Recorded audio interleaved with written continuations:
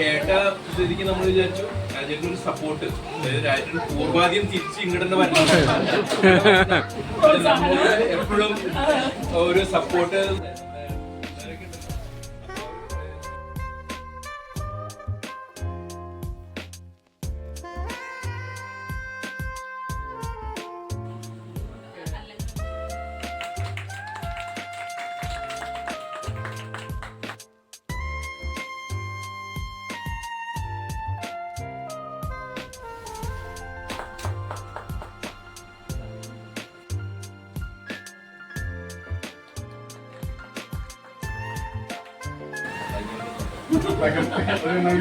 On this occasion, when you have decided to write a new episode in your life, we wish you all success in your future endeavors.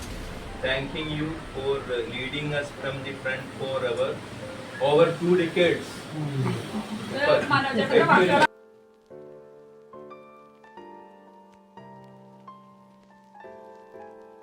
അന്നും പറഞ്ഞ മാതിരി ഞാനൊരു ബാച്ചിലാണ്, ഞാൻ ഒറ്റയ്ക്ക് വന്നിട്ടുള്ള ആളാണ്. എൻ്റെ കൂടെ സുന്ദരേട്ടൻ താമസിക്കുന്നത് മോഹനേട്ടനുണ്ടായിരുന്നു, ENB-യിൽ ജോലി ചെയ്യുന്ന മോഹനേട്ടൻ. അവരെ അറിയേണ്ട ഇവിടെ മുമ്പ് താമസം മുപ്പരാജ്യന്മാരൊക്കെ നമ്മുടെ വീട്ടിൽ തന്നെ ഉണ്ടാകും. അന്ന് ഈ പറഞ്ഞ മാതിരി ഇത്തിരി ആൾക്കാർ വന്ന റിഹേഴ്സൽ നമ്മുടെ വീട്ടിൽ തന്നെയായിരുന്നു. അപ്പൊ അന്ന് എനിക്ക് തോന്നിയിട്ടില്ല, ഞാൻ ചെറിയ കുട്ടിയാകുമ്പോൾ വാസ്തവത്തിൽ ഇവരെ പെൺകുട്ടികളൊന്നും വരില്ല. അന്ന് രാത്രി 12 മണിക്കൊക്കെ ജയ, പിന്നെ ഗീത, ഇവരൊന്നും കല്യാണില്ല, ഇവരൊന്നും കല്യാണില്ല. അന്ന് അവരൊക്കെ പറഞ്ഞ മാതിരി ഇവരെ കുട്ടികളൊക്കെ ഡാൻസ് കൂടി രാത്രി പകരം റിഹേഴ്സലിൽ സ്കൂളിൽ ഇവരെല്ലാവരും പറഞ്ഞ് കമ്പ്യൂട്ടറിന്റെ അതായത് കന്യാർമാർ അവരവിടെ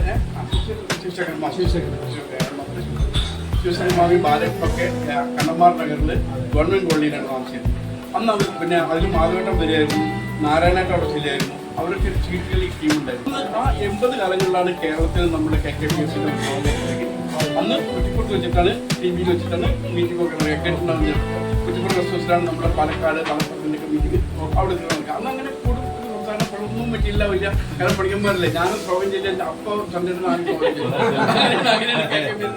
തുടക്കം കല്യാണം കണ്ടിട്ട് കുഫേത്ര കല്യാണം കഴിഞ്ഞു. പമ്പേട്ട ഒന്നും കല്യാണം താമസിക്കുന്നത്, പക്ഷേ കുഫേത്ര കല്യാണം കഴിഞ്ഞു, രാജപ്പ കല്യാണം കഴിഞ്ഞു. അപ്പൊ അവരോട് താമസിക്കുന്ന താമസിക്കാവുന്നത് രാമചന്ദ്രനായിട്ട് കണ്ടിട്ടോ. അങ്ങനെ അന്ന് അവർ താമസിക്കാവുന്ന സമയത്ത് എനിക്ക് പരിചയമുള്ള ഒരാള്, എൻ്റെ ബ്ലഡ് റിലേഷനുള്ള ഒരാള് രാമചന്ദ്രൻ മാത്രമാണ്. രാമചന്ദ്രൻ ആദ്യത്തെ തന്നെ എൻ്റെ അമ്മാന്റെ മോളാണ്. 2 വഴിയിലുള്ള അമ്മാവിന്റെ. അപ്പൊ അപ്പൊ ഒരേ മനസ്സോട് ജീവിക്കുന്ന 2 ആൾക്കാരുടെ അതിനൊക്കെ നല്ല റിലേഷൻ നമ്മുടെ വീട്ടിലായി. വരുന്നവരില്ല, ഒരു അച്ഛനെ എല്ലാവരും മഹാഭാരതം. അങ്ങനെ മുന്നേറ്റത്തിന്റെ അച്ഛനാണ്